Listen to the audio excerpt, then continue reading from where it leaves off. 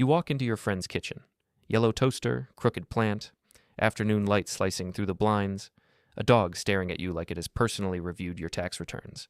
And then it hits. Not at "this reminds me of something." Not "I have seen a toaster before because I am a person with eyes." No. Your brain points at the whole room like a detective in the final scene and yells, "We've been here before." The toaster is suspicious.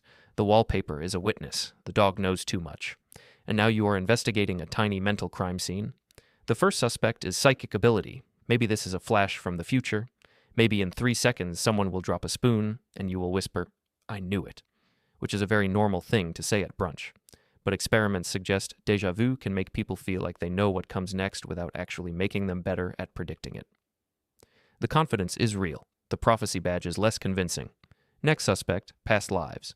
Maybe your soul once stood beside this exact yellow toaster as a Victorian accountant or a medieval soup critic. Dramatic? Yes. Scientifically supported?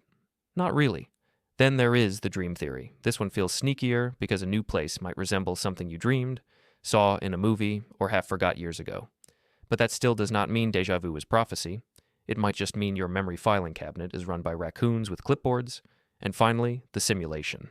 Reality buffers, the kitchen reloads. The dog is an NPC with premium judgment settings, fun suspect. Terrible alibi. So what is actually happening? First clue, déjà vu is common. Many people experience it at some point, especially when they are younger. For most people, it is brief, weird, and harmless, like a pop-up ad from your subconscious. But here's the twist in the investigation.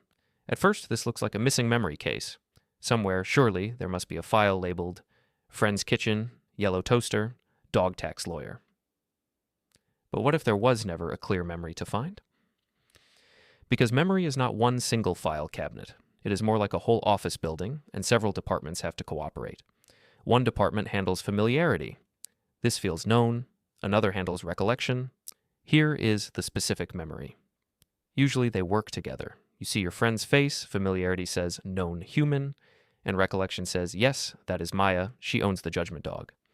But sometimes these signals may come apart. Familiarity fires. Recollection checks the files and says, I have no idea what you are talking about.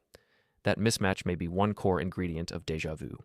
The feeling of familiarity arriving without the actual memory that should explain it. Neuroscientists often look toward memory systems in the temporal lobes, including the hippocampus and nearby regions involved in recognizing places, patterns, and context. These areas help decide whether something is new, known, or weirdly similar to something you have encountered before. One idea is that a new scene might share a layout with an old one. Same kind of counter, same angle of sunlight, same emotional energy of a dog silently judging your deductions. Your brain senses similarity, but cannot retrieve the source. Another idea is a split-second processing hiccup. Information gets tagged as familiar too soon, like a nightclub bouncer letting a brand new moment into VIP because it looks like it belongs. And in some medical cases, intense déjà vu can happen with temporal lobe seizures. That does not mean you should panic every time a toaster looks mystical.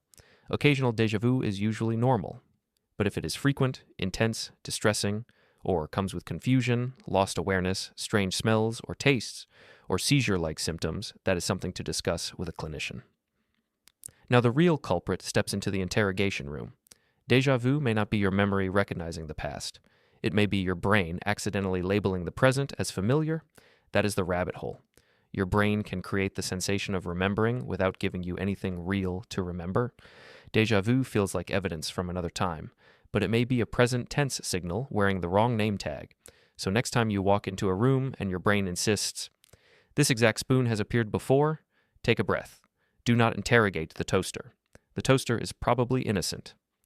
The wallpaper has no alibi, obviously, but the real suspect is your brain, standing over a brand new moment with a giant red stamp that says, familiar, extremely confident, extremely dramatic, and working with extremely incomplete paperwork.